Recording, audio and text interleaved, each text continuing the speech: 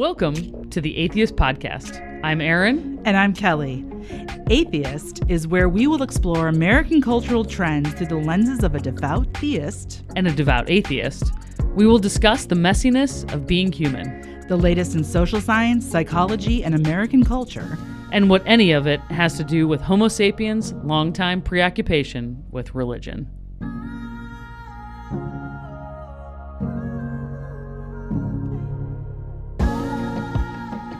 Hey, Kelley. Hey, Erin. How's it going? It's good. Yeah. Good. Yeah. Early morning. We're doing an early morning one. This is the first time we've done it this early, I think. Yeah. But this is good. Yeah, it's got to get warmed up a little bit, but I'm a couple of cups of coffee in, so we're rolling. Good. Awesome. Well, I'm excited because today you're going to teach me a little bit. Yeah. And you're going to talk about a book that you've read that I have not read, but I'm excited to hear about it. So we're going to talk about Stillness, and the book is called Stillness is the Key. It's one of Ryan Holiday's books, and so for those that aren't familiar with Ryan Holiday, I think I've mentioned him before on the show, but he's kind of got an interesting story. So he's authored a ton of books. I mean, I wouldn't be surprised if he's written 10 books at this point. He's just kind of like constantly writing, but he has repopularized Stoicism in the modern era. And his background, he actually was a former marketer. He was like the director of marketing for American Apparel. Wow. And so he had this really successful career in like an entirely different industry. Yeah. And I guess privately was starting to become really interested in Stoic philosophy and history. And so he was, in addition to his day job, was starting to write and trying to figure out like, okay, how do I basically make this my life's work? Wow. And so he writes about this in the book, but he also, saw a lot of his mentors and even personally a lot of people whose like lives were falling apart and that weren't grappling with it very well, and felt like people need better tools to deal with the things that we all encounter as we move throughout life. Now, so can I ask you a question? So when most people think about Stoicism, they think of the word stoic, and they think of that as kind of unemotional, kind of impenetrable, kind of a stance that is, kind of defensive in some way. And is that accurate, or what? Can you kind of give me a good definition? Yeah, I think that's one thing that's commonly like a common misconception. So Stoicism, like the actual term itself, came from the word stoa, which was just the place. So it was like the temple, if you will, was called a stoa, where they would like practice and share this philosophy and teaching. So it's not really about just being stoic.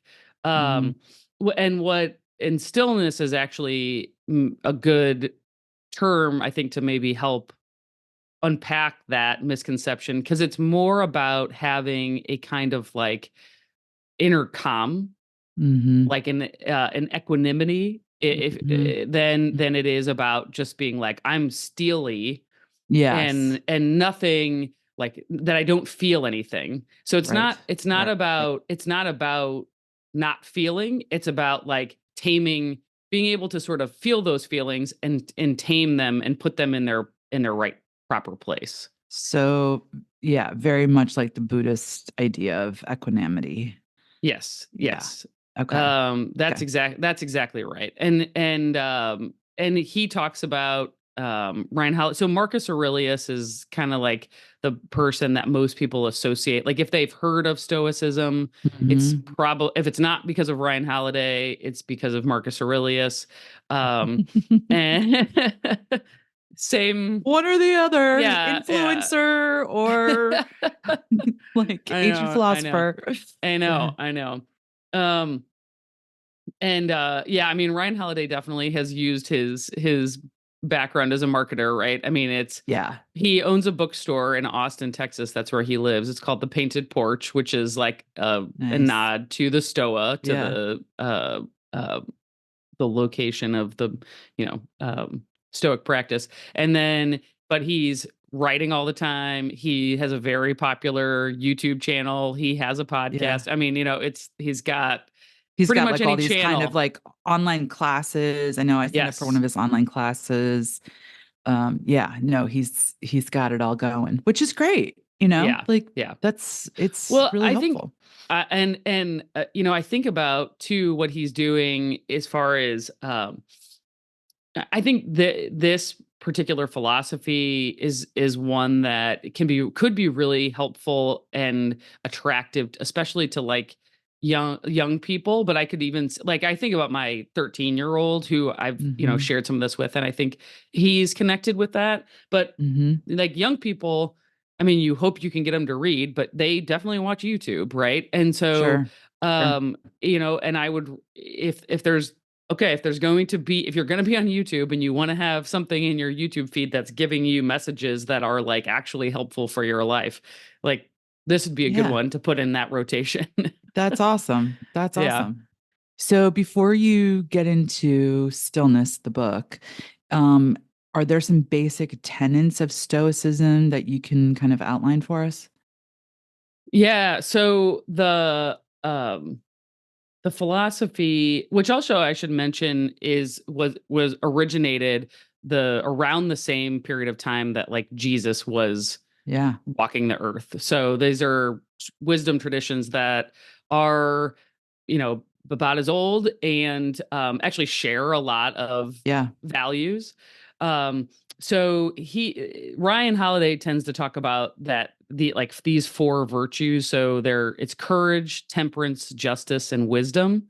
Mm. Um, and I mean, being able to have like so I get courage, you know, having an emotional fortitude to be Mhm. able to like handle life's challenges, right? And so, you know, it's not that you don't take it in the same way that we were kind of talking before. And it's not that it's all about being stoic, right? Something Yeah. horrible happens. I mean, if we think about Marcus Aurelius, who uh, he faced a lot of challenges, right? He had um, children that died. He had a wife that was having an extramarital affair. He had people who, like his closest advisors, who tried to have him killed, or like you know that it was a life A of a lot lot going of on. there's so Yeah. much turmoil, and on top of that, you're trying to like run a nation. Yeah. Um, and, you know, there would be times where he would wanna just lay in bed and be like, "I don't want to I just wanna stay under the covers," right? And Right. he would be there for a little while, and then he would be like, "Okay, I gotta but I have to get up," and, like, the world is counting on me. There are people counting on me to The idea not of just be in bed. Marcus Aurelius just like laying in bed with the sheets over his face. Yeah, yeah, yeah, It's like, the world and sucks. the world sucks. And yeah, that idea of courage being like, it doesn't mean that I'm not afraid, right? But it Yeah, means that I'm afraid and I still I yeah, take action in yes, spite of yep, my fear. yep, Yeah. Yeah. yep.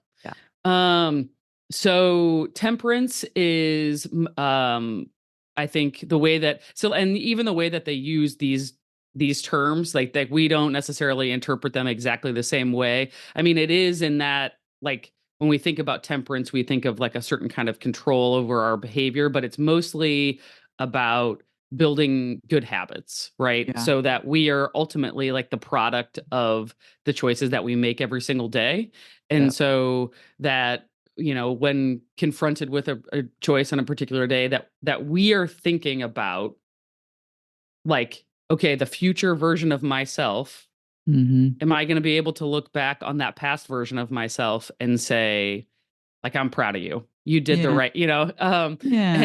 And because we often do, right, like we often look back on the past version of ourselves and we're like, I Man, that was really stupid. And like yeah, that was not the right choice. I mean, and that's part of growing and learning.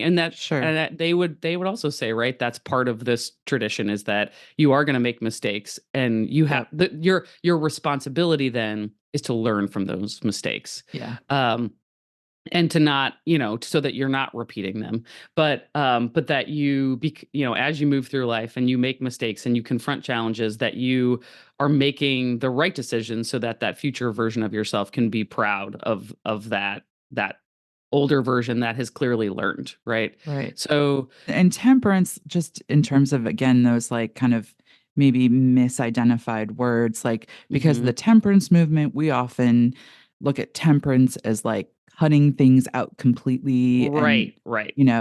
and like not having these things in our lives. The original understanding of the word temperance was more about moderation and good habits, like good.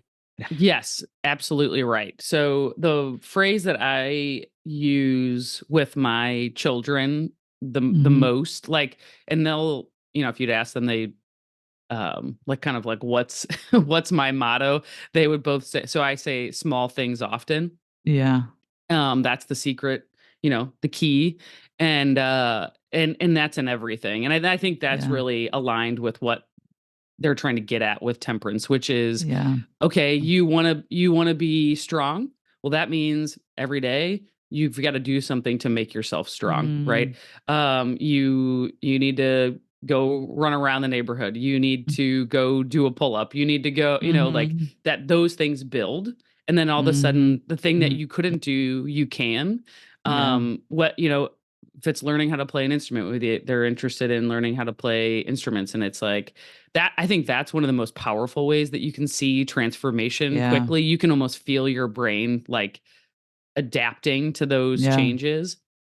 But I think it's true in our interpersonal relationships, right? Like Sure. most of our Sure. interpersonal relationships are not built, I mean, on a grand gesture. Like when we think about our romantic relationships, sometimes Mhm. that's what honestly I think we get in trouble with that, right? If we Mhm. say, okay, well, I'm gonna kind of ignore the day to day, but I'm gonna plan this really great thing. Or I'm gonna give you Yeah. this really great gift.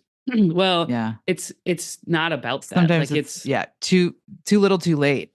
yeah, yeah. It's Yeah. more about these daily interactions. Am I turning toward my partner? Or am I turning Yeah. away from them? Am I listening to their stories? Am I asking about them about their stories? Am I curious about them? And that happens on a day to day Yeah. kind of. And at the end, that's the culmination of Right. that relationship. Like it's all of those small things are the culmination of who you become. So I Yeah. think that's really what temperance is about. Great. And then I mean wisdom I think is fairly like Yeah. straightforward, but is that we should always be learning and we should care about the inputs. Yeah. So, we've talked about this obviously at length, but in a world that is completely overloaded with information, and we Yeah. have 4,000 weeks maybe, right, available to us to live, Yep. how are we deciding to spend that time? Right. And I mean, I feel this acutely in my life as far as I'm just like, there's not enough hours in the day. Yeah.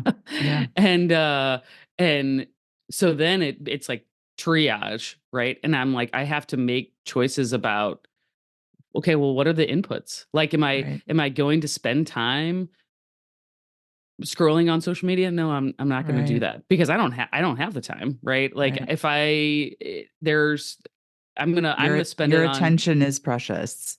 yeah, yeah, direct it well. Yeah. Yeah.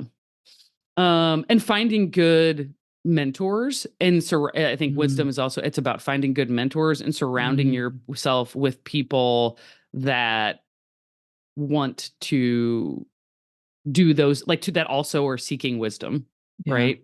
Yep. I mean, that's why we're here. I Yeah. think, And that's the origin of the word pedagogy, right? Like a teacher who walks alongside and learns with you and teaches you and yeah. Yeah. For sure. Yeah.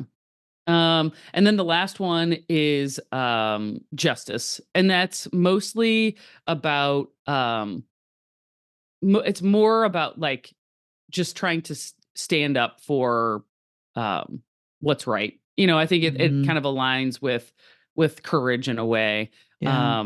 as far as and it's not like about punishment. I think that's the Right. maybe if there's a misconception as far as like that term, it's not about like I'm out here, you know, Yeah. out here to like punish people that are doing things wrong, or it's more about like I think it's actually maybe Discernment, maybe. yeah, Maybe. and in the maybe like Christ like Yeah. Yeah. perspective, like, oh, this person that needs help, I'm gonna help that Yeah. person. Yes. um Yes. and it's actually more about that. It's more about Mhm. a kindness and a compassion for all people, Mm. than Yeah. it is like I'm a judge, out here Right. judging people. So It's like leveraging that wisdom with compassion yeah, yeah. towards the betterment of the world. That's well said. Yeah. I think that's exactly. So those are kind of like the Yeah. four like buckets of Yeah. the writings. There's a few other like phrases that come up a lot in Stoicism. One of them is memento mori, which we've talked Mhm. about before, but Mhm. kind of holding death close in a Yep. way that you're knowing that it's always happening around you. And I think the Mhm. writers of the philosophers that were writing about this would have very intimately understood how close death is, because people were Mhm. dying around them all the time, and Right. very young. Yeah. So they were keenly aware that you are not guaranteed tomorrow. Yeah. um I know you and I both, that you're actually going to a funeral today, and in Yeah. the last couple of weeks, I've lost or some young people in our life, and you know Yeah. illness has struck some young people in our lives that are it's just that where you're like this it feels senseless, but it is that reminder of like, and I N- think Nothing that's is the hardest promised. one. Nothing is promised. I think that's the hardest one. Death is the Mm. hardest one to try to like. What is the lesson in this? I mean, I feel like Yeah. I feel that way, especially with some of the losses that we had. I'm just like, what is the lesson in this? Like it I just and you know what? I doesn't. don't think there is. Yeah, I don't think there is. I think that there are challenges that we face in life that we can certainly take lessons from, but I think death is really just the opposite of life. I think there are sometimes worse things than death, I think, in yeah, life. yeah, Um, but I just think death is senseless. yeah, yeah, yeah. Um, I mean, in yeah, yeah, And yeah, maybe the only and that I touched on this before, but maybe I think the only lesson in what feels like is senseless is that reminder that like in the um kind of the temperance, right? The small things mhm, often bucket is that like I have to make choices every day, and I don't know how much more time I right. have. Like, what if there wasn't death? If we lived a life not knowing that it would end? Yeah, like, how Right. would things be different? And, I say that life is senseless because 'cause I'm thinking of the deaths that we've been faced with in the last few, Yeah. several months. But also, I think there's an evolutionary reason why people die, Yeah, right? yeah. I mean, like, Yep. there would be no growth, there would be no evolution if people didn't die. I Yep. mean, there's that. And also, from my religious perspective, I don't believe, and I think that nature mirrors this truth that death is not the end, that there is resurrection and there is life, there is hope, that death is not the story. And that's the only thing that I can hold on to. And I know, that's something that you and I haven't really talked about in terms of, our differing ideas about kind of the nature of the universe. And Yeah.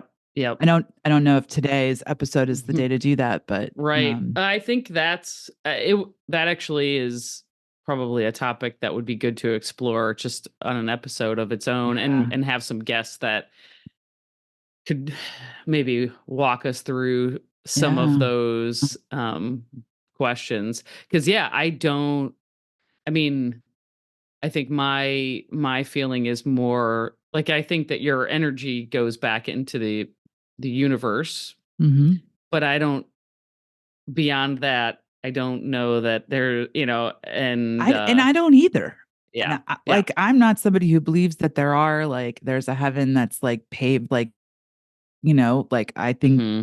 I think scripture is, poetic and metaphoric, and so I don't literally take that.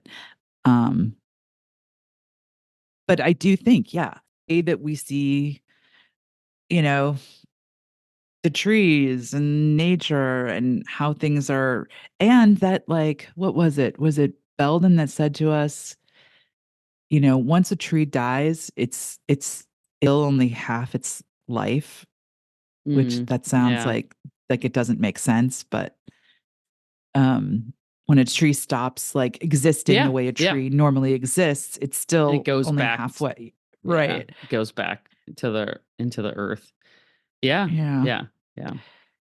Yeah. So, Well, those are existential questions for another day. I think, But yeah, yes, I the know. memento Uh, mori, and yeah. Yeah. So, yeah, so that's a big one that is often brought Yeah. up in regards to stoicism. So, is the stillness, Yeah. I want to hear about the book.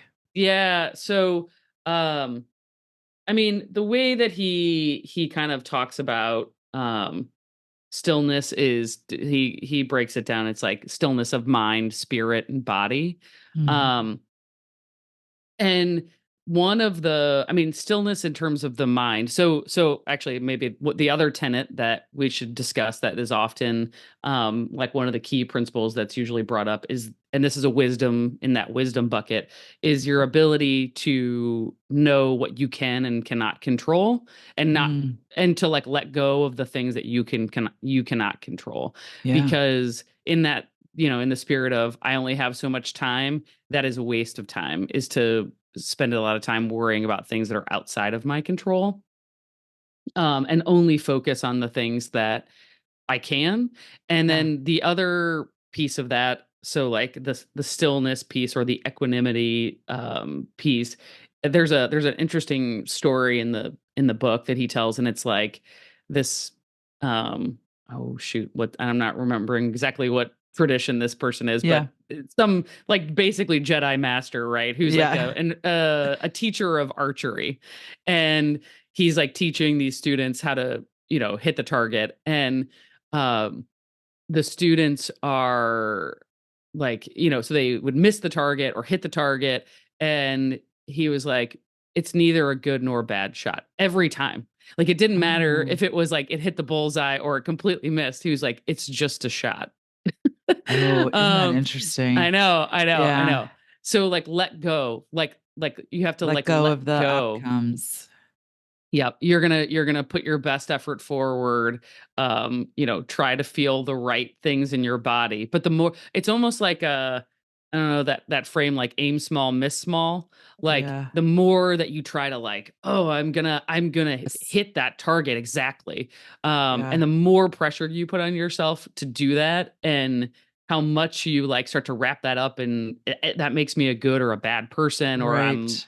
you know, um successful or stupid or smart, or like that, it's you you're like Yeah. missing the point. It's um like the Yoda version, like no try, only do, right? Yes, yes, yes. Yeah. So, but that's kind of this stillness, right? It's like an Yeah. inner calmness. Inner And calm. yeah. And I see this, like I feel like this is a really important principle for my oldest son in particular, and really, I mean, I guess both of them, and I mean, I'm sure that we can all see this in our lives, but when they're working on something or they're trying to do something and they're making a mistake, so they're practicing Mhm. an Mm. instrument or they're at soccer or whatever and it's not working and they are getting frustrated, and then Yeah. that frustration is making you perform even worse, Worse. because you're trying to hold so Yep. tightly. And so it's about that. It's like about being able to Yeah. Yeah. not. I Yeah. I experienced that often with my teacher in college. I remember, like, we would get notes after a rehearsal, and he'd be giving me the same note, like, and I would just be so frustrated and be like, "I am trying so hard." And he's like, "That's the problem. Yeah. Like, Yeah. stop. Yeah. Just do the thing. Stop trying to do the thing." Uh-huh. And Uh-huh. I was like, Uh-huh. "Oh, yeah." Because without that kind of groundedness, right, that Mhm. stillness, it's the opposite of that would be like this kind of manic trying Yep. that Yep. Yep. doesn't get you anywhere. It's Yeah. not, yeah, also not serving, you well. No. So that's one of the kind of in the lessons of the mind. The others ones are about being present, right? So Mhm. being in the moment and taking the moment for what it is, and also knowing that like the past no longer exists and Yeah. the future doesn't exist and it's only this, right? So that one that we talked about before, which is the what are the inputs? So, Yeah. trying to curate an environment for yourself that is giving you those inputs that are adding value Helpful. to your life, Yeah. right? So like just being able to slow down, and Yeah. in order to think deeply. There's a book, Martin Siegelman, uh or no, not Martin Siegelman, Danny Kahneman, sorry, Thinking Fast and Slow, Uh, where it's all about like good and like, good thinking, right, is slow thinking. uh-huh. So, fast thinking is like your emotional reaction to something, and we often something happens, we feel emotional, and we, like, want to, like, make a choice, do something. We wanna, like, Yeah. dispense of that feeling, as quickly as possible, and that's usually when we make, the wrong decision. Um, Right. and so I feel like this is the lesson, that I've tried to absorb, and hopefully when I'm thinking about my future version of myself is like looking back at my, this version of Erin that I'm actually trying to practice these lessons. But is that when you are in that state of, oh my gosh, I'm like feeling overwhelmed and like emotional, Yep. that's exactly the moment when you say, just stop. Just don't do anything, right? Like wait. Right. Just wait, Yeah. wait a day. Wait and it's like you don't have to respond immediately. There's a great story that he tells in the book, and it's actually it's a story about Napoleon, and how that Napoleon, I guess, would order his his people to like purposefully not bring him his mail Mhm. for like 4 weeks or something. It was like some like pretty long period of time, and he was like, because he was like, it's amazing how many things that are urgent are Yeah. resolved without me ever having to do anything, Exactly. if I just wait. Okay, I have a couple things to say about that. Yeah.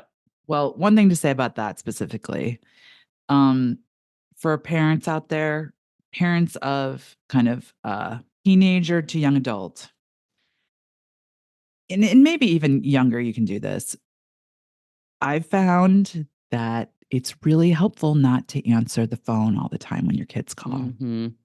because oftentimes they're calling for you to help them with a problem. Y And if you don't answer the phone, by the time, within an hour or a couple hours, they've solved the problem themselves. Yep. And that's a really important skill for them to Lesson. not lesson for them, when they have a problem, for the first thing they do not to be to pick up the phone to call you.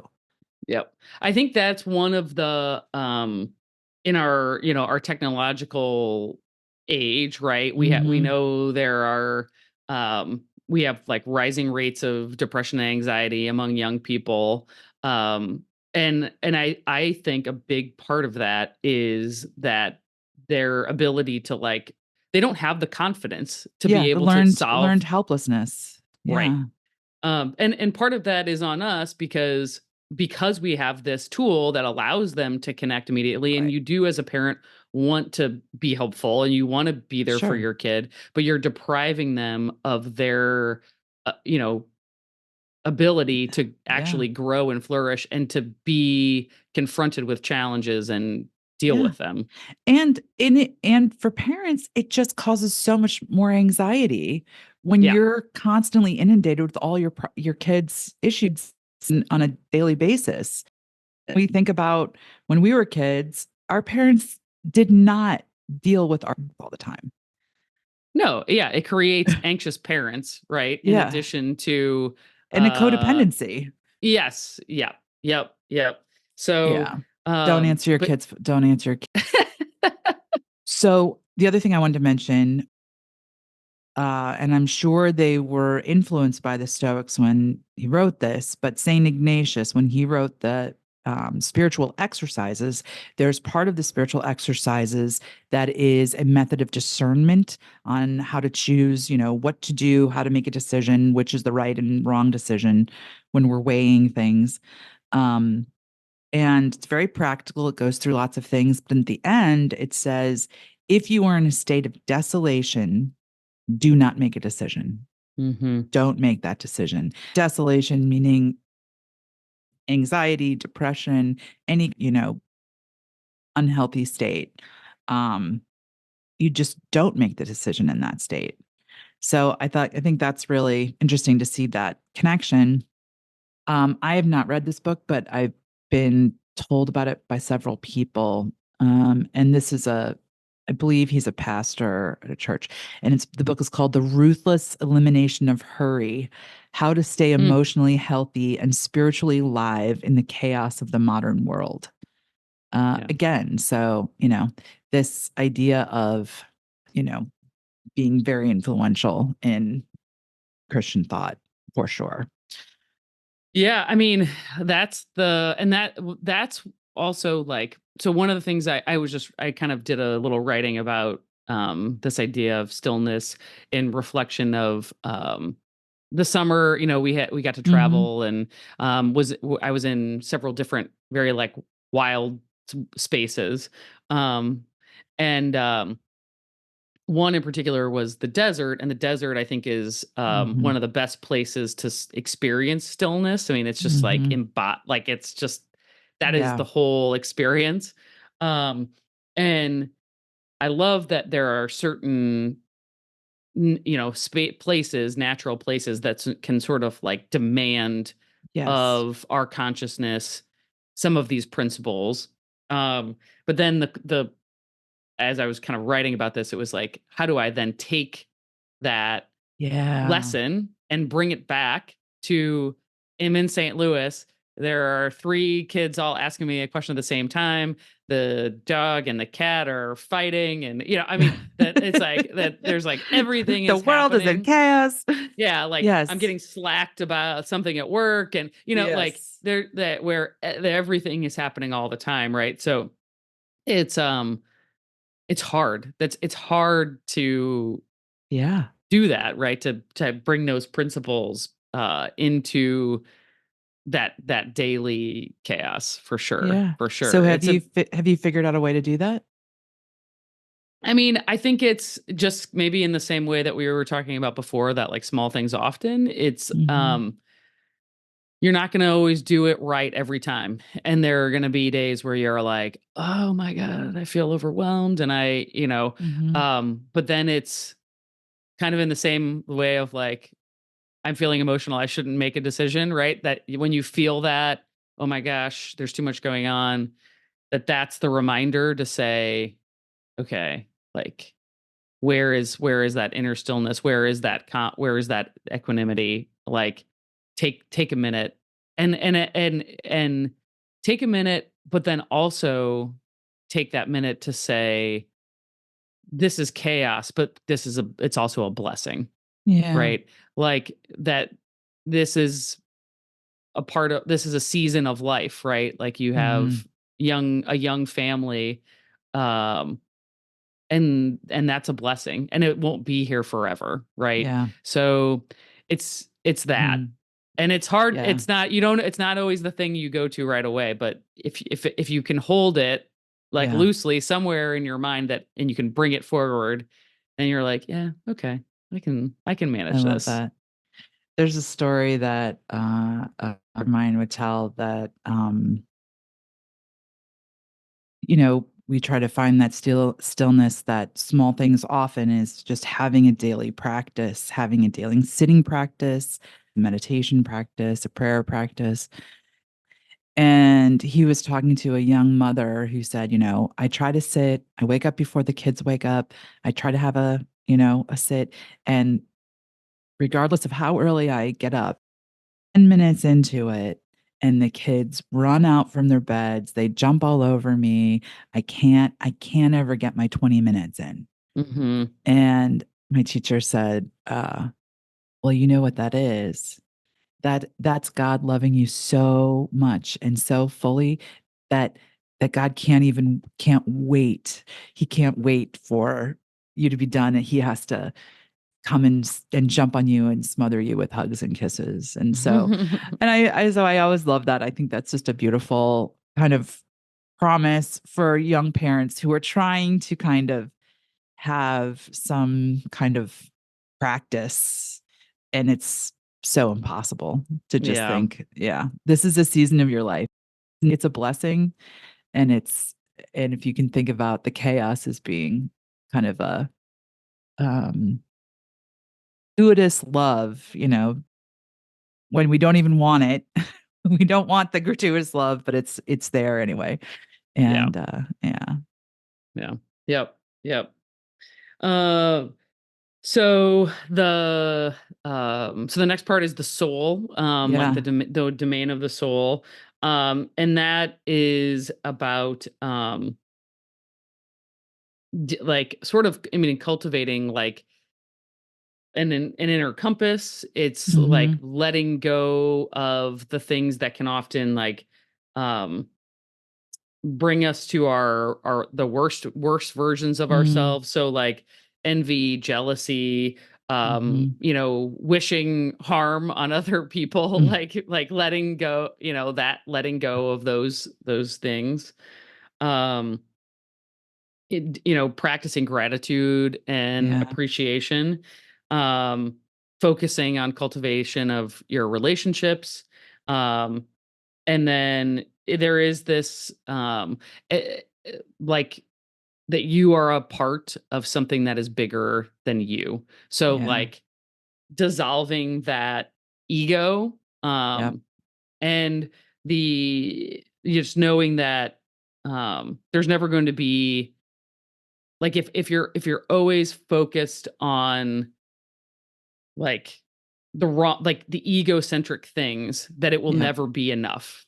Yeah. um and there um kind of this idea of like, we have to hold, and this is the kind of that equanimity idea, right? But is like we have to hold our successes as loosely as our failures in a way, Mhm. because Mhm. um that everything works in balance, right? So if we want to hold our failures loosely, that means that we also have to kind of hold our successes loosely. Because if we Yes. hold our successes too tightly, then we'll have to hold our failures too tightly, right? So Yes. there's that Yes. kind of idea. And, and all of these ideas, these are the ideas you find in Buddhism and Christianity, you find in Judaism, you find in all the major religions, perennial space where they all kind of meet. So, I know that there are people who think that Jesus must have taken a trip to, to India, Mhm. because, it's like, how did he know some of these things, or gain some of this wisdom? But yet this was happening at the same time, all of these ideas happening at the same time, makes sense. I don't think you had to go Yeah. anywhere. Yeah. Yeah, I Yeah. mean, I think people all over the world were facing a lot of the same Yeah. challenges and same in similar environments and similar um, cultures and ways of being. And I think that um, in many ways the world was a much harsher place. Like we are Mhm. kind of soft in our, like, if we really, especially here in America, um, I mean, we're incredibly soft. Yeah. Like Yeah. the way that we actually live our lives Sure. is unbelievably comfortable, and we don't really see that or appreciate that because we're all just the product of our immediate experiences, unfortunately, Mhm. and most students aren't very good, or most people are not very good students of history. So they lack any perspective on Right. and so but that's why I think that people do find solace in these wisdom traditions, because they're like, whoa, this wisdom is unbelievable. And it's like, yeah, because these Mhm. people were like dealing with really really difficult things, and it demanded of them to Yes. try to find to grapple with what are the answers, what are the Yeah. lessons. Yeah. How do we live this life Yeah. in a way Yeah. that's, helpful, not just for me, but for my family, for my community, for, yeah, the greater good. Yeah. Yeah. Yeah. And then the last part of the book is about the body and all the ways that we would that we know are good, right? So like becoming um stronger, but also having rest and getting sleep, and Mhm. creating routines for us that to incorporate those things, to be outside, um and Mm. to commit ourselves to not being like workaholics, but also Yeah. like trying to find work that has purpose and meaning. Um, so yeah, I mean that's kind of so those are the kind of the principles of the book in terms of like stillness, mind, body, soul, and yeah, it's a good one. Yeah. I've revisited it a couple times, and each time in the you can't dip your toe in the same river twice, Yeah. right? Depending on What's going your on? yeah, what's going on in your life, and now I've had different experiences over the last year that I than the ones I Yeah. had before, and now something resonates differently, or I Yeah. see something in the writing that I didn't see before. So I think um you know like there's a benefit to close reading, Yeah. and sometimes it's not about I mean, I do think there's a lot of value in like having a large body of knowledge from which you're drawing in Mhm. connections, but there's also an equal amount of value in Mm. really knowing certain material Really, incredibly really well. well. Yeah. Yeah. And, that's what a lot of people I've heard a lot of people talk about that in terms of like, what are the benefits of kind of a more universalist or Unitarian kind of uh, practice where you kind of study a little bit of everything. And for some people, that's really helpful. But there's also something to say, what is the tradition that you are deciding or tether yourself to? And rather than digging lots of little holes, to dig one really deep hole. Yeah. And that's where you're going to strike oil or whatever you're digging for, gold. Mm-hmm. Yeah. Mm-hmm. Yeah. I mean, yeah, I think that's true. I mean, I think especially when you're thinking about like a philosophical practice, right? Yeah. Yeah, I mean, it's I took world religions in college, and you're Yeah. just getting like a little sprinkling of everything, right? But Yeah. like to pick a philosophy and to really say like I wanna understand more of this, I want to grow in this. Yeah, you're going to your ability to apply the lessons in your Yep. day-to-day life is just so Right. different when Right. you're really like a student of it. Yeah.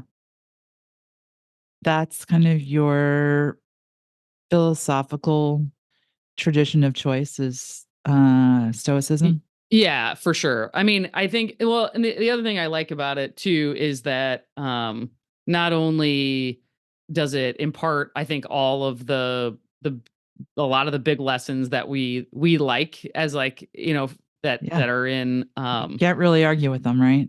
no, yeah, they're good. And then, but it's also like the other thing that I really like about it, which I think sometimes when people bristle with organized religion, is that Uh-huh. it's not about like judging anybody else. Yeah. Like it's Yes. in the remember, I mean, when we talked to David about 12 steps, Mm-hmm. he used this phrase that I've thought about a lot, which is just about like keeping your side of the street clean, Clean. right? Yep. Like don't like, things that are not your business, Yep. they are not for your, like Yep. not that's not for you, right? Right. The things that are for you are like what are it should be inwardly reflective, and like how am I bringing my best self Yep. forward? Um and that's what I think um stoicism I think does well is it's about like how do I cultivate the best version of myself, but like, really Mm-hmm. having a mostly just loving Mm-hmm. perspective towards other people, and Yeah. and that so that's really appealing, I think. Yeah. Yeah. Agreed. Well, thanks So for yeah. for teaching me a little bit about stoicism and telling me about this book. And I just think this Ryan, what's his last Yeah, name? Ryan Holiday, check Ryan him out on YouTube. Holiday. So Yeah, smash check him out that on subscribe button. smash that subscribe button. Yeah, that's awesome. And I think you're right. Like, especially for kids who are maybe resistant, this is one you might be able to give them some good lessons this way. Yeah, I think it's really appealing to, I think, Young people. that young people, right? It's because it's about like how do I build myself into a strong, Yeah. resilient person who is calm and treats other people well. Like what? Yeah. It's so good. Yeah. Yeah. Thanks, Erin. Yeah. Thanks, Kelly. Good to see you. Good to see you too.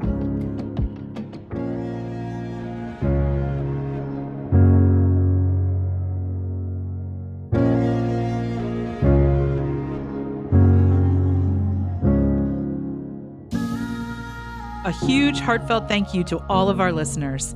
Some of you joined us a year ago, some of you joined us recently, but all of you are helping us grow the show. Thank you so much. Atheist is still advertising free, sponsor free, and available for free to everyone.